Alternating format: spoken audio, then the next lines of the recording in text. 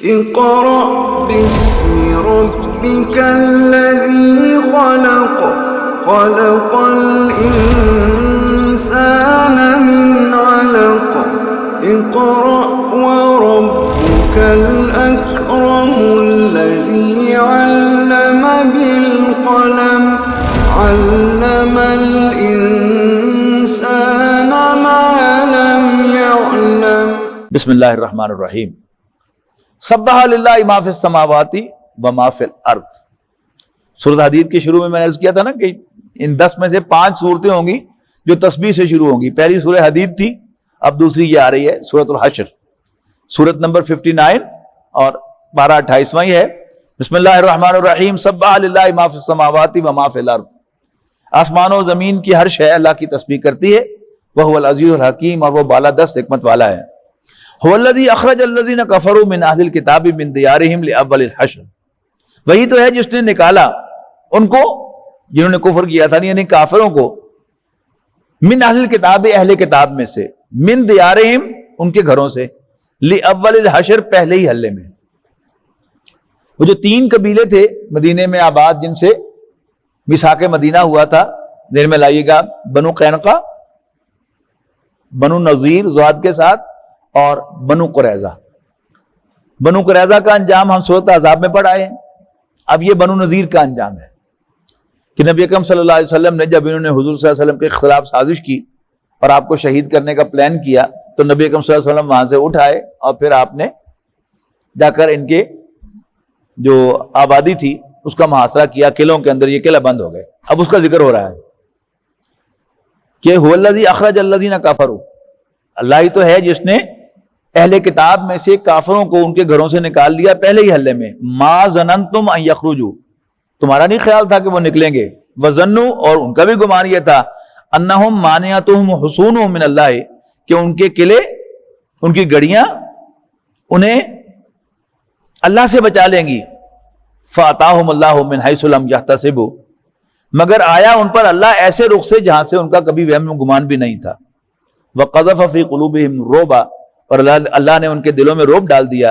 یخربون بیوتہم بایدیہم وایدی المؤمنین، اور نتیجہ یہ ہوا کہ وہ اپنے ہی گھروں کو خود اپنے ہی ہاتھوں اجاڑ رہے تھے، اس لیے کہ نبی اکرم صلی اللہ علیہ وسلم نے انہیں اجازت دی کہ جو کچھ ساتھ لے جا سکتے ہو لے جاؤ. تو انہوں نے اپنے گھروں کے 6 تیر بھی اکھاڑے اور اپنے دروازے اور کھڑکیاں بھی اکھاڑی. یہ کتنا حسرتناک ہوتا ہے، انسان بڑے چاؤ سے گھر بناتا ہے اور اپنے ہی ہاتھوں سے جب اس کو اپنے گھر کو اجاڑنا پڑے تو اس کے دل کی کیفیت پھر اللہ ہی جانتا ہوتا ہے. وعید المومنین، اور مسلمانوں کے ہاتھوں. فاعتبروا یا اولو الابصار، تو اے آنکھوں والو، دیکھنے والو، عبرت پکڑو. ولولا ان كتب اللہ علیہم الجلاء، اور اگر نہ لکھ دی ہوتی اللہ نے ان کے حق میں جلا وطنی، لعذبہم فی الدنیا، تو پھر دنیا ہی میں انہیں سزا دیتا. ولہم فی الآخرۃ عذاب النار، ہاں آخرت میں ان کے لیے آگ کا عذاب ہے. ذالک بانہم شاقوا اللہ ورسولہ، یہ کیوں ہوا؟ اس لیے کہ انہوں نے اللہ اور اس کے رسول کی مخالفت کی. ومن یشاق اللہ، جو مخالفت کرتا ہے اللہ کی، فإن اللہ شدید العقاب، تو اسے یاد رکھنا چاہیے کہ اللہ تعالیٰ سزا دینے کا بڑا سخت ہے. ما قطعتم من لینۃ او ترکتموہا، اور نہیں کاٹا تم نے کوئی کھجور کا درخت یا رہنے دیا، قائمتاً کھڑا ہوا، علی اصولہا، اس کی جڑوں پر، فباذن اللہ، تو اللہ کی اذن سے، اس کی اجازت سے، ولی یخزی الفاسقین، اور اس لیے کہ فاسقوں کو ذلیل کیا جائے. نارملی جنگ کے اندر اللہ تعالیٰ، اللہ کے رسول صلی اللہ علیہ وسلم نے درخت کاٹنے سے منع کیا ہے. جو انسٹرکشنز ہیں کہ جو آپ پر حملہ نہ کرے اس پر حملہ نہ کرو، اور بوڑھوں، بچوں، عورتوں کا لحاظ کرو جب تک وہ خود نہ لڑیں تمہارے ساتھ. باقی جو مرد ہیں جنگ کے قابل ان کے لڑو. درخت نہ کاٹو، پھلدار درخت خاص طور پر نہ کاٹو. لیکن یہاں کیا تھا کہ مدینہ منورہ کھجوروں کا تو گڑھ ہے، تو کھجوروں کے وہ باغ تھے ان کی آگے.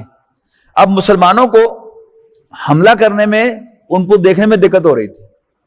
ان کے گھروں کے قریب درخت تھے، اگر رکاوٹ آپ کے گھر کے قریب ہو تو آپ اس میں سے تھرو دیکھ سکتے ہیں، لیکن جو فاصلے پر ہے وہ نہیں دیکھ سکتا. تو نبی اکرم صلی اللہ علیہ وسلم نے باقاعدہ صحابہ کرام کو اجازت دی کہ تم یہ درخت راستے میں جو آ رہے ہیں کھجور کے، ان کو کاٹ دو. اب اس کا ذکر ہو رہا ہے. وما افاء اللہ علی رسولہ منہم فما اوجفتم علیہ من خیل ولا رکاب ولکن اللہ یسلط رسلہ علی من یشاء. ہوا کیا کہ محاصرہ کیا نبی اکرم صلی اللہ علیہ وسلم نے، لیکن جنگ کے بغیر ہی انہیں ہتھیار ڈال دیے. اچھا، جنگ کے نتیجے میں جو مال ملتا ہے اس کو مال غنیمت کہتے ہیں، وہ ہم سورۃ انفال میں پڑھا ہے. اور جو بغیر جنگ کے مال حاصل ہو جائے اس کو مال فے کہا جاتا ہے. اس میں جو لڑنے والے ہیں مسلمانوں کا کوئی حصہ نہیں ہوتا، یہ سارا کا سارا بیت المال میں جاتا ہے، اللہ اور اس کے رسول کا. اور اللہ کے رسول کے جو رشتہ دار ہیں بنو ہاشم جو ہیں، نبی اکرم صلی اللہ علیہ وسلم نے ان پر زکوٰۃ جو ہے وہ بیان کر دی تھی، صدقہ بیان کر دیا تھا. تو پھر یہاں قرآن مجید میں پھر اللہ تعالیٰ نے ان کے لیے اس مال میں سے حصہ رکھا ہے، تو اس کو مال فے کہتے ہیں. وما افاء اللہ علی رسولہ منہم، اور جو مال دلائے اللہ نے اپنے رسول کی طرف ان سے لے کر، تو وہ ایسے مال نہیں ہیں. فما اوجفتم علیہ، کہ نہ تم نے ان پر گھوڑے دوڑائے، من خیل گھوڑے، ولا رکاب نہ اونٹ، ولکن اللہ یسلط رسلہ علی من یشاء، البتہ اللہ تعالیٰ جس پر چاہتا ہے اپنے رسول کو تسلط عطا فرما دیتا ہے، غلبہ دے دیتا ہے. واللہ علی کل شیء قدیر، اور اللہ تعالیٰ ہر چیز پر قادر ہے. ما افاء اللہ علی رسولہ من اہل القری، اور بستیوں کے لوگوں میں سے جو کچھ بھی اللہ تعالیٰ نے دلوایا اپنے رسول کو، فللہ، تو وہ اللہ کا ہے، وللرسول، اور اس کے پیغمبر کا، ولذی القربی، اور رسول کے قرابت داروں کا، والیتامی، یتیموں کا، والمسکین، مساکین مسکینوں کا، وابن السبیل، اور مسافروں کا. یعنی وہ بیت المال میں جمع ہوگا اور اس میں سے صرف اللہ کے رسول اور اللہ کے رسول کے رشتہ داروں بنو ہاشم کا حصہ ہوگا. کئی لا دولتم بین الاغنیاء منکم، تاکہ دولت تم میں سے امیروں کے درمیان، غنیوں کے درمیان، اغنیاء کے درمیان گردش نہ کرتی رہے. اسی آیت کو حضرت عمر رضی اللہ تعالیٰ عنہ نے دلیل بنایا جب کہ عراق اور شام کے علاقے فتح ہوئے. یہ بڑے زرخیز علاقے تھے، مجاہدین کی تعداد بہت کم تھی. تو اب نارملی جنگ کے بعد جو ملتا ہے تو وہ مال غنیمت ہوتا ہے، اور اگر وہ مال مٹھی بھر مسلمانوں میں تقسیم کر دیا جاتا تو دنیا کی ورسٹ جاگیرداری جو ہے وہ اسلام انٹروڈیوس کرتا، بڑی بڑی جاگیریں مل جاتی. حضرت عمر رضی اللہ تعالیٰ عنہ نے مجلس شورا میں یہ پوائنٹ جا کر لے کر گئے. اہم فیصلہ حضرت عمر رضی اللہ تعالیٰ عنہ کو، یعنی کن الفاظ کے ساتھ خراج تحسین پیش کیا جائے نوع انسانی پر ان کے جو احسانات ہیں، ان میں سے ایک یہ تھا کہ حضرت عمر رضی اللہ تعالیٰ عنہ نے آج جو اسٹیٹ کرافٹ کہلاتا ہے، یعنی نبی اکرم صلی اللہ علیہ وسلم سے قبل بادشاہ تھے، اور بادشاہ used to be everything, اس کی زبان سے نکلا ہوا لفظ جو ہے وہی قانون، وہی فیصلہ، وہی سب کچھ. وہ یوں کر دے تو یہ فیصلہ ہو گیا، یوں کر دے تو یہ فیصلہ ہو گیا. اور نبی اکرم صلی اللہ علیہ وسلم وہ اللہ کے رسول تھے. حضرت ابوبکر رضی اللہ تعالیٰ عنہ کا سارا جو دور خلافت تھا وہ گزر گیا، یعنی فتنوں کو فروغ کرنے میں 2 سال گزر گئے. تو وہ سارے فتنے فروغ ہوئے تو حضرت عمر رضی اللہ تعالیٰ عنہ کو انہوں نے چارج دیا. اب اسلام کو اپنا آپ دکھانے کا موقع حضرت عمر رضی اللہ تعالیٰ عنہ کے دور میں ملا ہے، اور جو ہائیسٹ ہیومن ویلیوز ہیں ان کو متعارف کرانے والے حضرت عمر رضی اللہ تعالیٰ. آزادی کس چیز کا نام ہے؟ آزادی رائے، کہ ایک اتنی بڑی سلطنت کا فرما روا 22 لاکھ مربع میل اس کا فرما روا ہے، اور اس سے کرتے کا سوال ہو رہا ہے کہ یہ کرتا کہاں سے بنایا. آزادی رائے ہوئی کہ نہیں؟ پھر انسانوں کی برابری، سرکاری سفر کیا فلسطین تک ایک خادم اور ایک سواری کے ساتھ، ایک منزل خود سوار ہوئے، دوسری منزل پر خادم کو سوار کیا، ہے نا. پھر ویلفیئر کا نظام دنیا میں، اس کا متعارف کس نے کرایا؟ حضرت عمر رضی اللہ تعالیٰ. کہ رعایا کے تمام افراد کی بنیادی ضروریات یہ اسٹیٹ کے ذمہ ہیں، روٹی کپڑا مکان، یہ حضرت عمر نے انٹروڈیوس کیا. پھر حضرت عمر رضی اللہ تعالیٰ عنہ نے اپنی حیثیت کو 1/3 پہ ریڈیوس کیا. 2 انسٹیٹیوشنز بنائے، مجلس شورا بنائی، لیجسلیچر، مقننہ، ہر اہم معاملہ مجلس شورا میں لے کے گئے. یہ ان کا خیال تھا کہ ایسے ہونا چاہیے. کئی ہفتے بحث ہوتی رہی, صحابہ کرام نے ان سے اگری نہیں کیا, انہیں بار بار دلائل دیے. پھر اس آیت کا وہ حوالہ لے کر آئے, کئی لا یکون دولتم بین الاغنیاء منکم. یہ دین کا ایک منشا معلوم ہوتی ہے کہ دولت امیروں کے درمیان گردش نہ کرتی رہے. پھر فائنلی صحابہ کرام کنونس ہوئے اور پھر یہ اصول طے پایا کہ وہ علاقہ جو کبھی زیر بزور شمشیر فتح کرے مسلمان, خواہ پھر ان کے ہاتھوں سے نکل بھی جائے, اس کی زمینیں ہمیشہ جو ہیں یہ خراجی زمینیں شمار ہوں گی, وہ اشری زمینیں شمار نہیں ہوں. اور مولانا سلام اللہ پانی پتی انہوں نے جو فقہ لکھی اردو میں, تو انہوں نے جو عشر کے مسائل جو ہیں وہ بیان ہی نہیں کیے اس میں. انہیں کہا جی کیونکہ ہندوستان کے جو سارے علاقے ہیں یہ مسلمانوں نے بزور شمشیر فتح کیے ہوئے لڑکے, لہذا ہندوستان کی زمینیں خراجی زمینیں ہیں, یہ عشری زمینیں نہیں ہیں. خراجی زمین کا مطلب کیا ہے کہ وہ زمین مسلمانوں کو ملی تو جو بھی اس کے پہلے مالک ہیں وہ ٹیننٹ شمار ہوں گے, وہ مزارع شمار ہوں گے, اور اس کا جو حصہ ہے وہ سیدھا جو ہے وہ اسلامک اسٹیٹ کو جائے گا, بیت المال میں جائے گا, وہ کسی شخص کی ملکیت نہیں ہوگا. بہت بڑا انقلابی قدم تھا نا. جب ہندوستان آزاد ہوا تو انفارچونیٹلی انگریزوں نے جو داگیریں مسلمانوں کو جو دی ہوئی تھی مختلف لوگوں کو جنہوں نے اپنی قوم کے ساتھ غداریاں کی تھی اور انگریز کا ساتھ دیا تھا, ان کو ہزاروں مربع کی ہوتے. یہ 18,000 کیا ہے, یہ آج بھی شہر موجود ہے, جنگ سے آگے 18,000, یہ کیا 18,000 مربع جو ہے جاگیر دے دی. کسی کو 50,000 مربع دے دیے, کسی کو 10,000 مربع دے دیے جاگیریں. اور آج تک ہمارے ملک کی سیاست پر وہی جاگیردار جو وہ قابض ہے. پھر انہوں نے انڈسٹریز لگا گئی, پھر جاگیردار تو تھے ہی تھے, وہ انڈسٹریز بھی ساتھ ہی بن گئے, سرمایہ داری بھی آ کے مسلط ہو گئی ہمارے اوپر. لیکن نہرو نے آ کر وہاں پر ہندوستان میں وہ نیا بندوبست اراضی بنایا اور ایک لمٹ مقرر کی کہ اتنے سے زیادہ کوئی شخص جو ہے وہ زرعی زمین کا مالک نہیں ہو سکتا.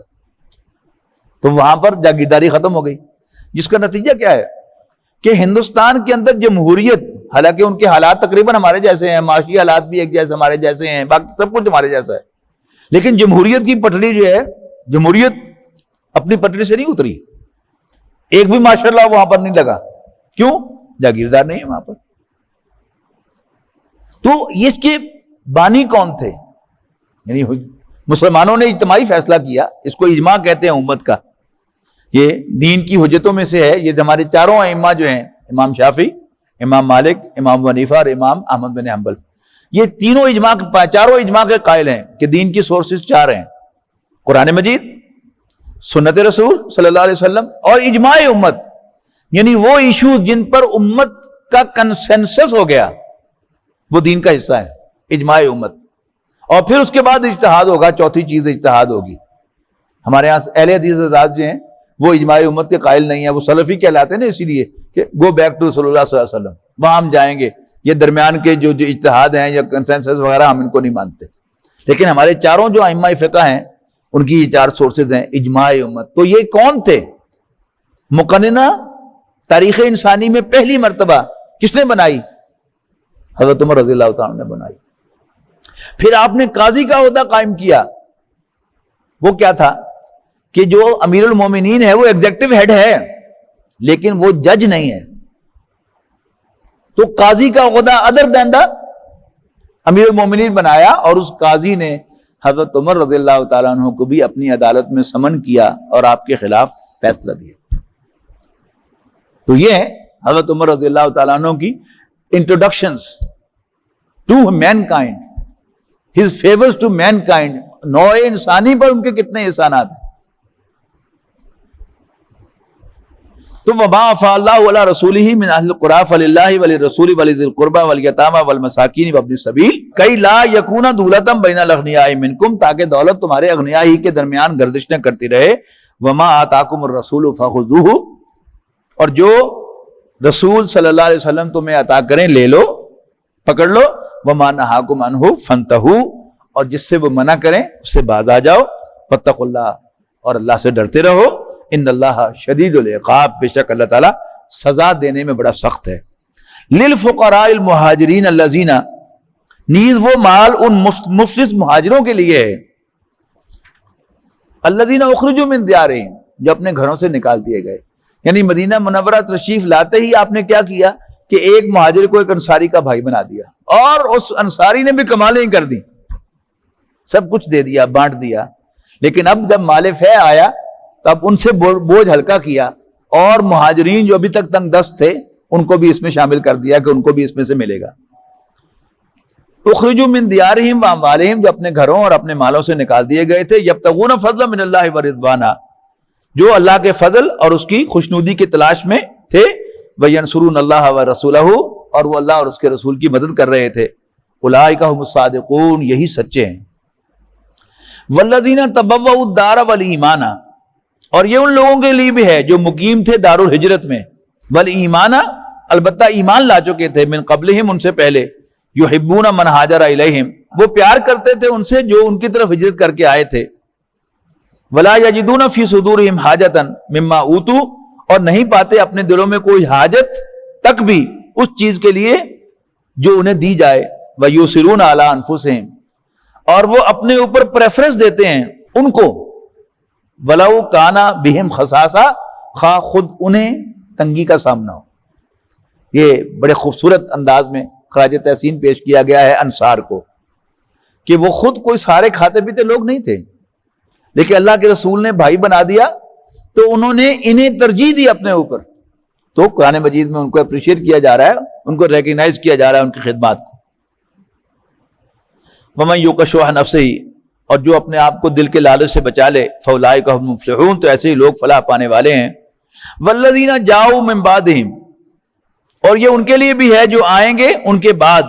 یقولون، کہیں گے، دعا کریں گے، ربنا اغفر لنا ولاخواننا الذین سبقونا بالایمان، کہ اے ہمارے رب بخش دے ہمیں اور ہمارے ان بھائیوں کو جو ایمان میں ہم سے سبقت لے گئے.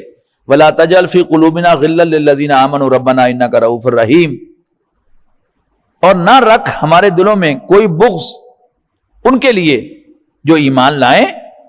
ربنا، اے ہمارے رب، انک رؤوف رحیم، بے شک تو بڑا شفیق و مہربان ہے. الم تر الی الذین نافقوا، کیا اے نبی آپ نے نہیں دیکھا ان لوگوں کو جو منافق ہیں، جو منافقانہ روش اختیار کیے ہوئے ہیں. یقولون لاخوانہم الذین کفروا من اہل الکتاب، جو اہل کتاب میں سے اپنے کافر بھائیوں کو کہتے ہیں، لئن اخرجتم، اگر تم نکلے، لنخرجن معکم، تو ہم بھی تمہارے ساتھ نکلیں گے.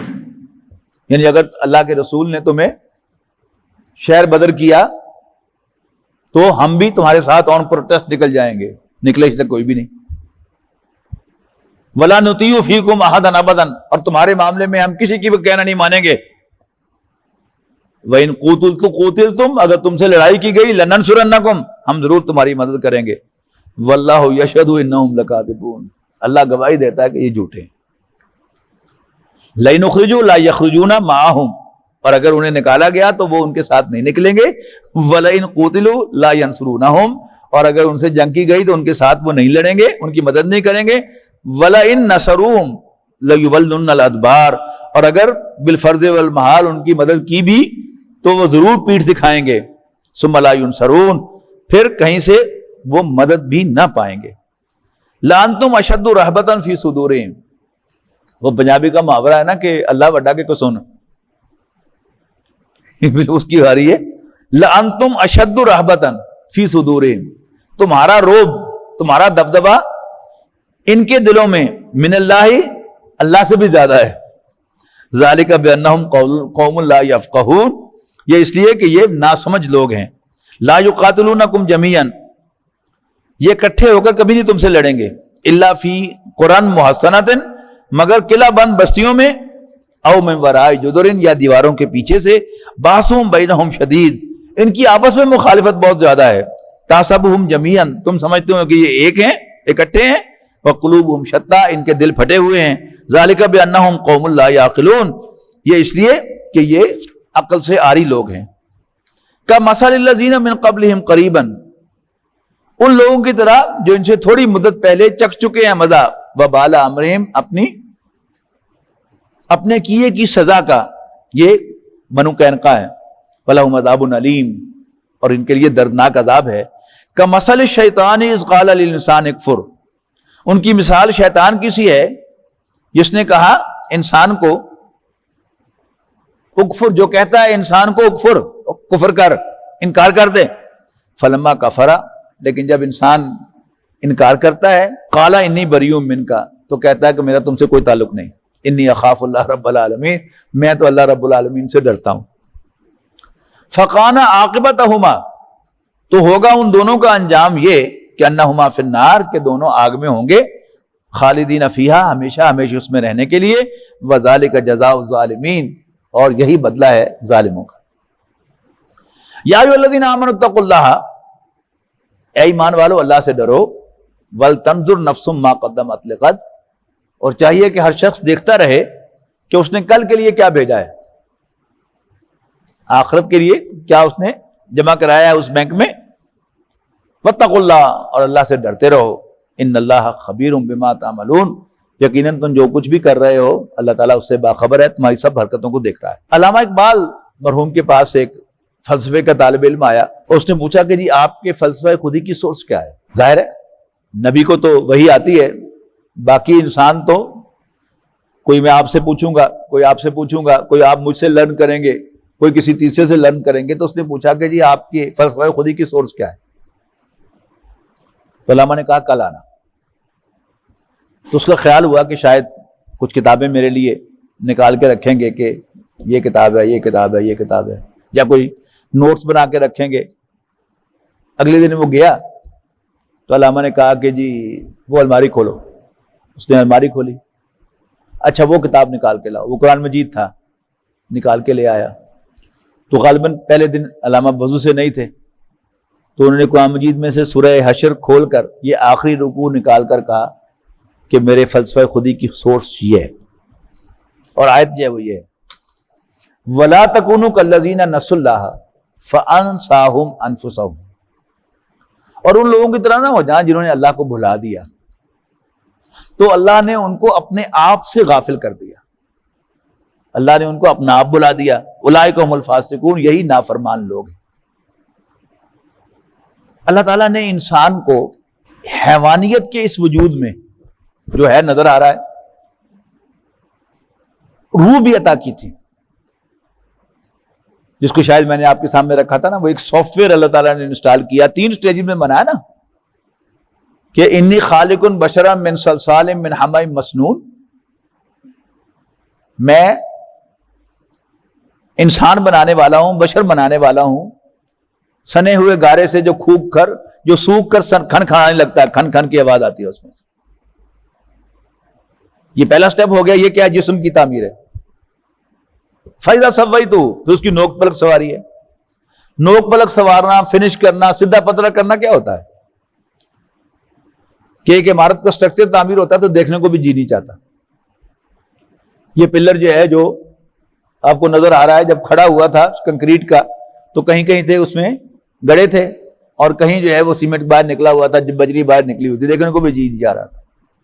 تو کیا کیا، اس کی فنشنگ ہوئی۔ فنشنگ کیا تھی کہ کہیں جو چھینی سے اس کے جو باہر نکلے ہوئے تھے کونے، وہ ٹرم کر دیے، اور گڑے جو تھے ان کی فلنگ کر دی، اور پھر اس کو ریگ مار پھیر کے صاف کیا تو چمکنے لگا، اور رہنے کو جی چاہ رہا ہے۔ تو انسان کا سٹرکچر تو بالکل حیوان جیسا ہے، لیکن اس کی فنشنگ ہوئی۔ وہ فنشنگ کیا تھی کہ اللہ تعالیٰ نے اس میں ایک سافٹ ویئر انسٹال کیا، جس سے انسان کو ایک اختیار حاصل ہوا کہ بھوک تو لگتی ہے جانور کی طرح، لیکن یہ کھاتا اپنے اختیار سے ہے، جانور کے پاس اختیار نہیں ہے، وہ کھانے پہ مجبور ہے۔ پیاس لگتی ہے جانور کی طرح، لیکن پینے پہ مجبور نہیں ہے، فیصلے سے پیتا ہے۔ ہم روزے میں کیا کر رہے ہیں؟ روز تجربہ کر رہے ہیں، وغیرہ وغیرہ۔ تو یہ سافٹ ویئر ہے جو اللہ نے انسٹال کیا۔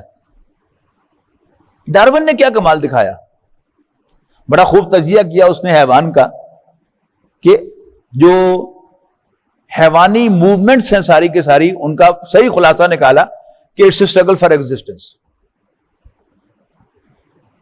لیکن اس سے آگے نہیں جا سکا، اور کہہ دیا کہ بس انسان بھی نرا حیوان ہے۔ اس کو انسان نظر ہی نہیں آیا۔ کیوں؟ اللہ کی یاد کے بغیر جب انسان تحقیقات کرے گا، غور و فکر کرے گا، تو اس کو ڈائریکشن نہیں ملے گی، وہیں گم ہو جائے گا، اور یہی ہوا اس کے ساتھ۔ اور اس کے پیچھے پیچھے پھر ایک پوری کھیپ آئی، مارکس آیا،